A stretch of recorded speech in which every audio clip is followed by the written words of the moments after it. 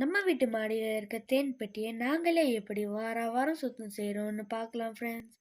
நம்ம அம்மா தேன் பெட்டியை சுத்தம் செய்யும் பொழுது தேன் பூச்சி நம்மளை கொட்டாம இருக்க நெட் கேப், கிளவுஸ், ஜர்க்கின் எல்லாம் போட்டுக்கிட்டு அப்புறமா புகைப்பெட்டியை தயார் செஞ்சுக்குவாங்க. அதுக்கப்புறமா தேன் பொட்டியை திறந்து சூப்பர் சேம்பர், ப்ரூட் சேம்பர் எல்லாத்தையும் மெதுவா எடுத்து கீழே வச்சுட்டு அடிப்பலகையை சுத்தம் செஞ்சுட்டு ஃப்ரேமில் பூச்சிங்க அடைங்க எல்லாம் நல்லா இருக்கான்னு செக் பண்ணிட்டு அப்படியே தேன் பூச்சிக்கு உணவு இருக்கான்னு பார்த்துட்டு பெட்டியை எடுத்து வச்சு மறுபடியும் கட்டிட்டு வந்துடுவாங்க.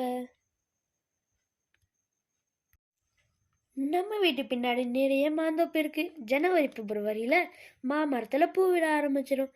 நம்ம இப்பவே தென் பொட்டியை வாங்கி வச்சோம்னா நமக்கு மார்ச் ஏப்ரல் மாசத்துல நம்ம வீட்டுக்கு தேவையான தேன் நமக்கு கிடைச்சிடும். சரியான வழிகாட்டுதலோடு தேன் பொட்டியை வச்சு பராமரிச்சா வெறும் 2 தேன் பெட்டியில நம்ம வீட்டுக்கு ஒரு வருஷத்துக்கு தேவையான தேன் கிடைச்சிடும்.